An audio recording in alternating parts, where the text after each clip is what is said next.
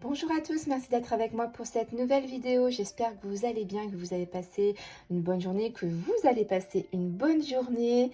Enfin, on est déconfiné. Ce week-end, je vais partir un peu au bord de la mer. Ça va faire du bien avec les enfants. J'ai vraiment besoin de faire une pause. J'ai eu pas mal de petits soucis avec ma nourrice qui m'a lâché du jour au lendemain.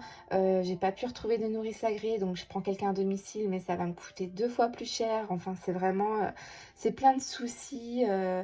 Enfin voilà quoi, donc c'est très stressant et là j'ai vraiment besoin de prendre l'air et voilà, c'est pour ça que je n'ai pas fait trop de vidéos ces derniers temps parce que ben j'avais pas le temps et quand j'avais le temps j'étais fatiguée, épuisée, donc en fait j'avais pas l'énergie pour le faire. Donc j'en profite là avant de partir en week-end de vous faire des petites vidéos de présentation. Je vais reprendre les tirages bientôt. Là, il fallait vraiment que ma tête ça aille mieux avant de vous faire des tirages. Parce que sinon, bien sûr, je ne sais pas si vous le savez, mais si je vous fais des tirages, alors je suis énervée, stressée, fatiguée. Il n'y a rien qui va sortir de bon pour vous. En fait, ça va être mon ressenti à moi qui va sortir et ça va pas être bon pour vous tout simplement. Donc c'est pour ça que j'attendais d'aller beaucoup mieux. Et à partir de semaine prochaine, je pense que vraiment ce week-end va me faire du bien. Ça va être pas mal. Et on va repartir sur de bonnes énergies pour la semaine prochaine. Donc aujourd'hui, je voulais vous présenter un nouveau tarot que j'ai reçu. J'avais fait la campagne Kickstarter, The Lonesome World Tarot, illustré par Jessie Knight. Je ne sais pas si on dit comme ça. Un beau petit tarot qui m'a plu. Donc je ne l'ai pas encore ouvert, j'ai juste ouvert là sur le côté. Et on va le découvrir ensemble. Alors c'est parti. Donc un petit tarot qui vient de sortir. Alors ça, j'aime pas, vous savez, je galère toujours à ouvrir les boîtes comme ça. Soit je les arrache ou je les abîme avec les ongles, c'est pas évident.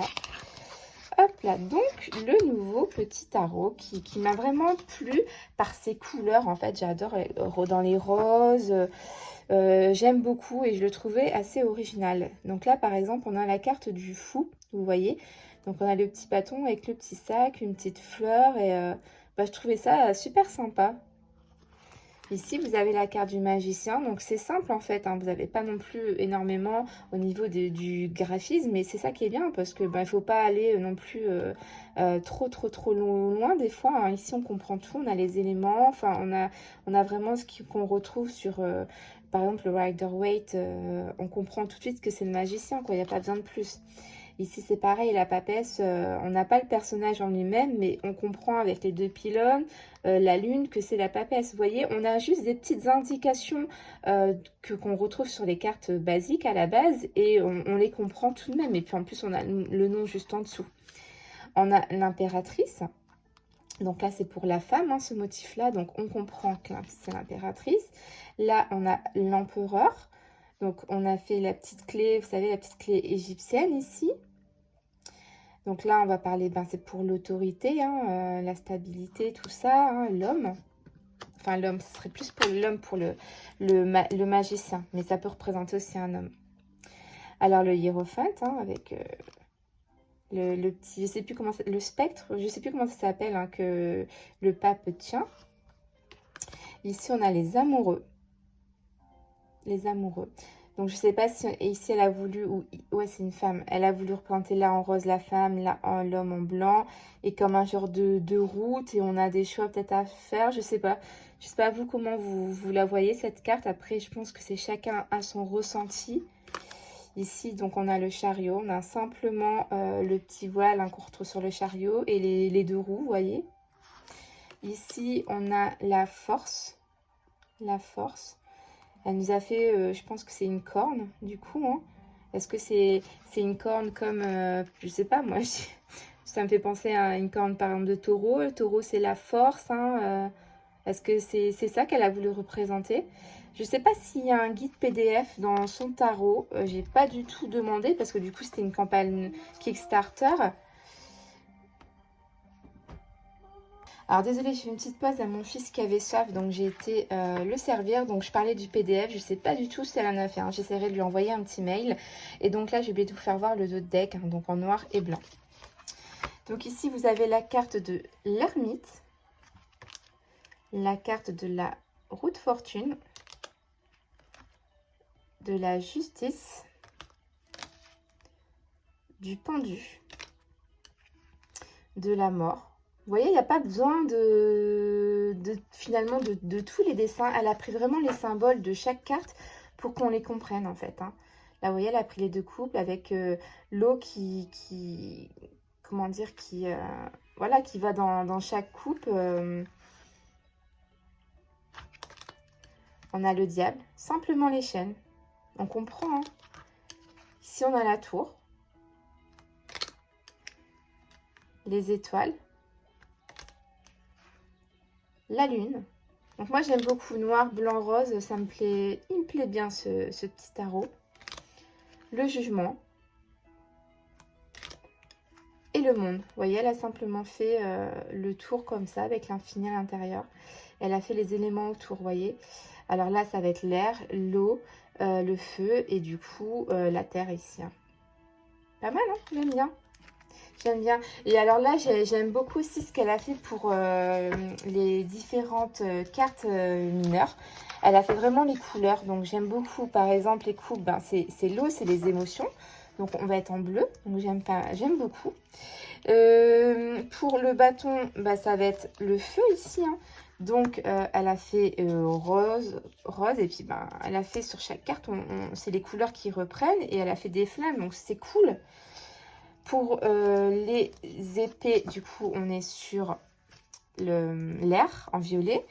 Et pour les deniers, on est en vert pour la terre. Donc, franchement, c'est pas mal. C'est pas mal l'idée. Ça nous permet de mieux retenir toutes ces cartes, de les mémoriser, mais surtout quand on débute le tarot. Je trouve ça sympa.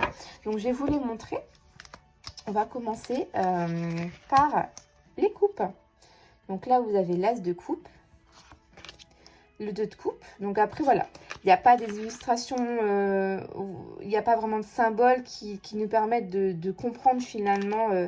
Là, il faut quand même connaître un petit peu, je pense, le tarot pour raconter ce que ça veut dire en fait. Hein.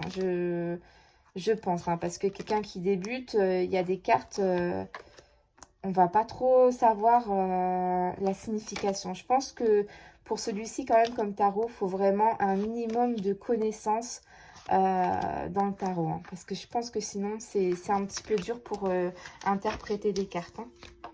Donc là, c'était les coupes. Là, on va vous faire du coup les bâtons. Donc, l'as. On a le 2 de bâton. 3. Donc, voilà. Si on connaît le tarot de, par exemple, Rider-Waite basique, voilà, on reconnaît toutes les cartes, on les comprend en fait, parce qu'on s'imagine là le personnage qui porte les bâtons sur son dos. Enfin voilà, vous voyez, on peut mémoriser les cartes du Rider-Waite et du coup les comprendre. Mais c'est vrai que celui ou celle qui n'a pas les bases, je pense que c'est quand même... ça va pas être évident. Bah, comme un tarot de Marseille, hein, si on n'a pas les bases, on comprend rien finalement. Faut pas se mentir. Faut une connaissance pour lire le tarot de Marseille. Hein. À part éventuellement les arcanes majeurs et encore. Donc là, les deniers. Les deniers. Donc là, on comprend la carte du travail, hein, du perfectionnement, formation, tout ça. Enfin...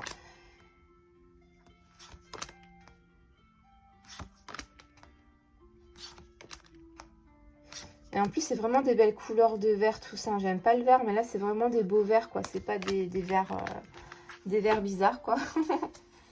C'est vraiment des belles couleurs. J'aime beaucoup. Et donc là, en violet, donc pour les épées. Elle est très belle, cette carte, hein.